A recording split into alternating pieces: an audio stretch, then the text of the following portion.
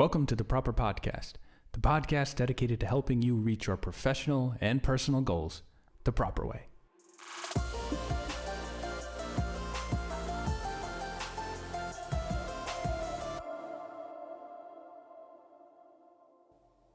When I started this channel last month, I was wondering if I should start a YouTube channel or a podcast.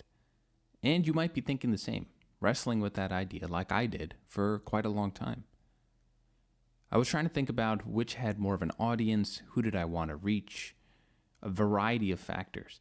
But then after hearing a couple of different talks, and one in particular from Gary Vee, I realized why not do both? And this is a great idea, so that's what I'm doing. So you might be seeing or hearing this information or this video either on YouTube or a podcast. Ultimately, posting to both channels will allow you to refine and react to feedback that you get on those channels and be able to focus on the audience that's actually listening to you. However, what is important is that you need to be able to prioritize. Now, prioritization is very important because you're probably balancing your side hustle or this business with a variety of factors that are going on in your life, such as your family, maybe a full-time job or kids, whatever it is. You need to be able to balance that with your pursuit of starting a new channel or a new side business. And focusing on everything is probably going to require time that you don't actually have and that may not be valued by your customer. Because remember, just because you like something doesn't mean that everyone in the market or your customers will like it the same way. In an upcoming episode, I'm actually going to be talking about the importance of what I call an MVP, which is an idea that I got out of the book, The Lean Startup by Eric Ries. The MVP is a minimally viable product for your business that you can get out in front of people, and early adopters can give you feedback about what they like and they don't like about your business, allowing you to tweak and enhance your business without sinking a ton of time into it. Now, I'm not going to go into that in detail here. That'll come in a later episode. But being able to work on that MVP and being able to prioritize something that's minimally viable is what's more important than, I would say, continuing to refine and make everything so perfect that even your listeners may not care about. So what I'm saying here is you need to take your focus and prioritize it to one of the platforms that you intend to post on. And here we're going to be talking about YouTube or a podcast. So what does that look like? If you decide to focus on your podcast, like I'm doing here, then you're focusing on getting the right things that you can sound good when you're recording your voice. And the way that you're going to talk to your audience and engage with your audience is going to assume that they can't see anything on the screen. So if I want to pull up a quote or a video, I may either only be able to play the audio or I'll want to read it out and describe the scene in more detail compared to if I intended to put that on YouTube, whereas I can put a picture up or a tweet up or something where the audience is going to be able to visually see it. So if that is the case, now when I'm spelling it out on my podcast and I intend to repurpose the same content on YouTube, it may not be as engaging for YouTube because honestly, people come to YouTube to watch videos, not necessarily to just listen to talks. So if I'm focusing on my podcast and I record good content that will make my podcast sound good, but I repurpose that for YouTube, you may not be able to get the full effect, and YouTube will probably be not as effective as your podcast would be. And the same goes for the other way around. If I first primarily intend to post YouTube videos, then I am going to provide clips of videos, or I'm going to show pictures, or I'm going to use animations, all of these things that will help engage the audience and will help tell my story. Those tools may not work as effectively when I repurpose the audio recordings for a podcast. So one of these two things will take a sacrifice if you use this approach. Now, of course, you do have the opportunity to re-record. That's perfectly fine. But in the interest of being able to make it in a podcast or YouTube, you need to be able to continually post content. And if you're continually re-recording and repurposing for each platform, you're not going to be able to react quick enough to feedback that gets provided, and you're probably just going to be wasting your time. Once you get big or once you have a considerable audience, then you can tweak to each platform, because then you could probably use cross-platform advertising to drive audience members to your YouTube channel and maybe provide some different value there. I'm telling you, when you start out, it's really important to focus. And so after reading that book called The Lean Startup, I thought about, how do I prioritize first to be able to get my voice and my content out in front of an audience? And so I looked at some data, some numbers, to figure out and help me understand which ones I want to focus on. And then I had to take a look at myself and reflect on what was I actually good at. So let's take a look at some of the numbers. Now, the articles and some of the places where I found these numbers, I'm going to post in the description of this podcast, and the same goes for YouTube. So if you have a question on where the numbers come from, then feel free to go ahead and look at those articles. One thing to preface when you look at any articles is to identify and understand where the data comes from. If the data looks like it's not coming from a reputable source, then you should probably question whether or not you should listen to the data. However, since the information we're doing here is not life or death or helps us make any moral or important decisions, I'm using some of the first websites that I find in Google and just checking their sources to make sure that they've got somewhat of a reputable claim.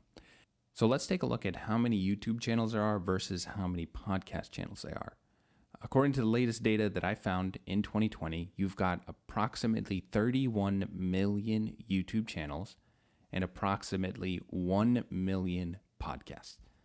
And looking at those numbers, you'd probably make a simple conclusion that the podcast market is objectively less saturated than the YouTube channel market, which makes a lot of sense.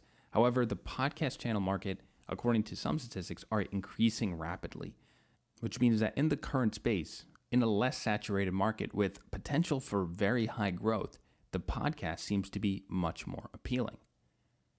Now let's take a look at the user statistics, which is also incredibly important. For YouTube, globally, there are about 2 billion users. Now, when I'm looking at podcast statistics, I'm only getting a lot of US users of podcasts, which is very interesting. So I'm going to try to do an apples to apples comparison.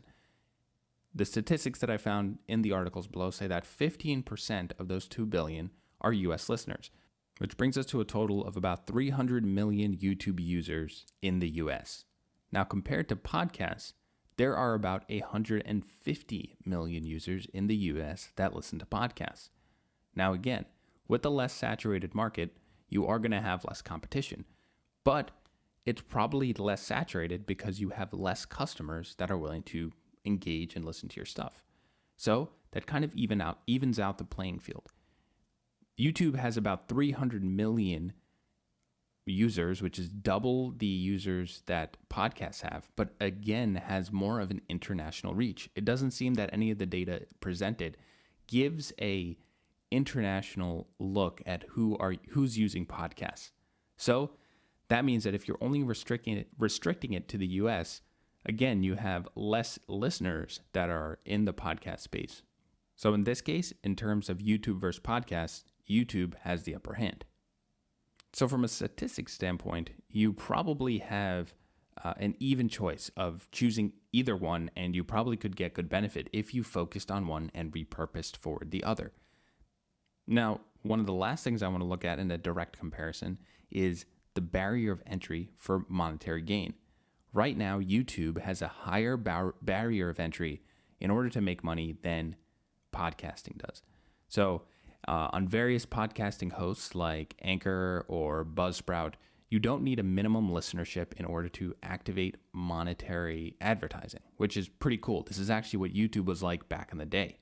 And so I think that's really interesting. Me personally, I use Anchor, and Anchor is a terrific podcasting host for one of the main reasons that it is absolutely free, which is great.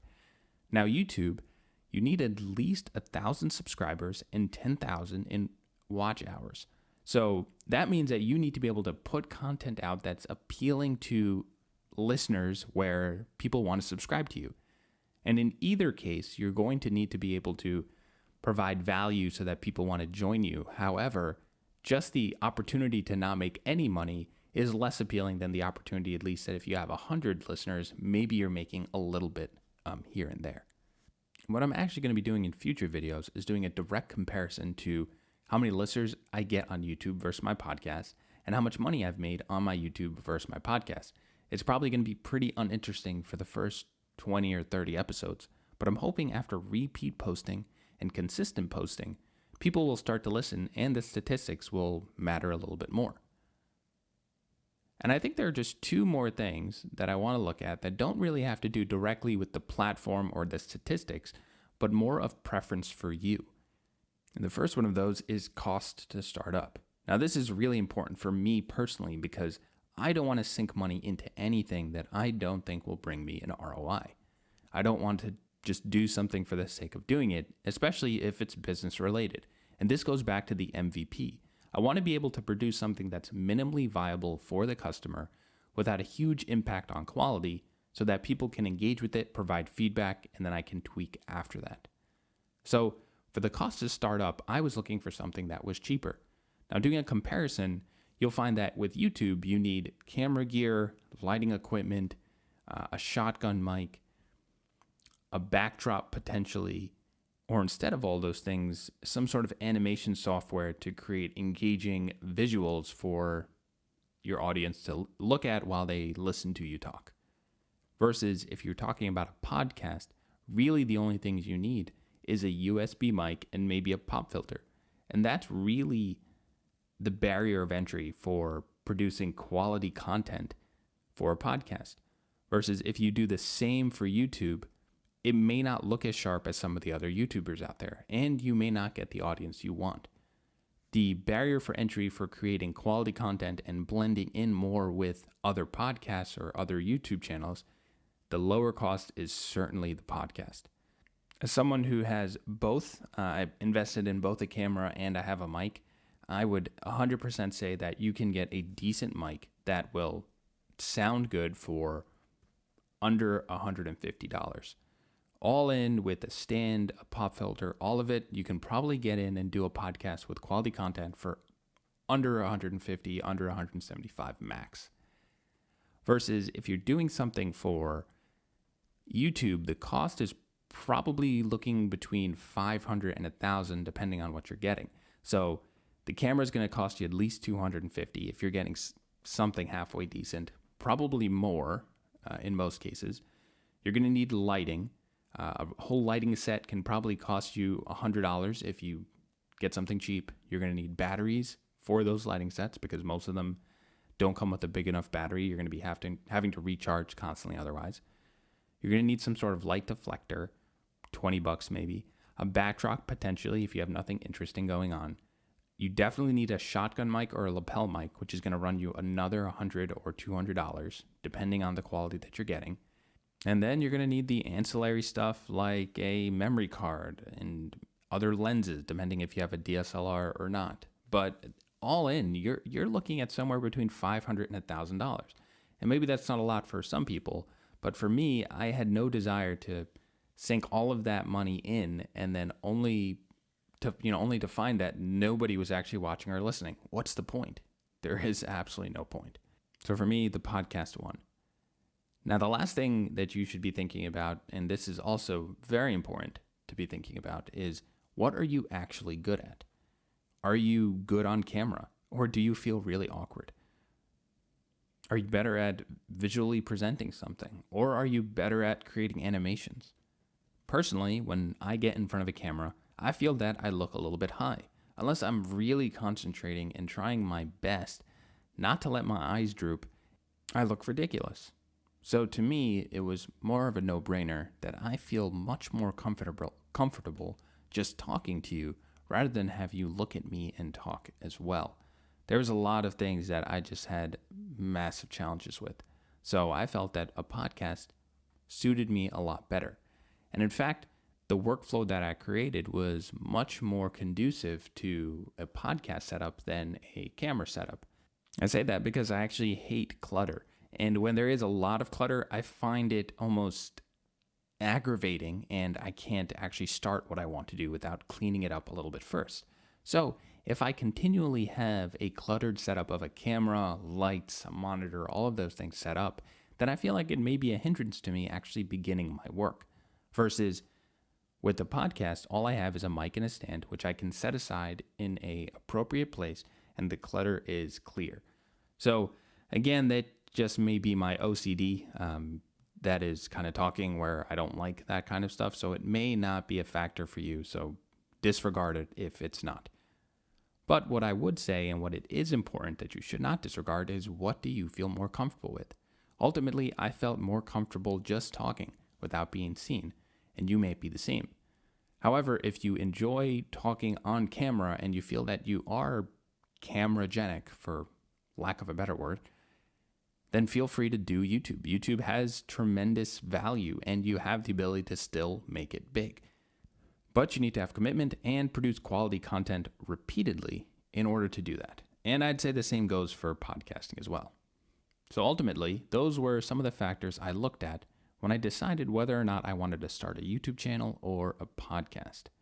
And what I would say is either is probably okay, but to me, podcasting was more appealing because it felt like I could get at the ground floor of something very great. And like you heard about the sponsorship in the beginning of this video, Anchor is sponsoring this video, and I think it's a terrific platform to use. So if you are considering starting a podcast, I highly recommend Anchor, because like YouTube, it's completely free to start. So whatever your decision is, I hope that you would go into it with commitment and consistency, and I really hope that you find success when you pursue it. That's the end of this podcast episode. Until next time, stay proper.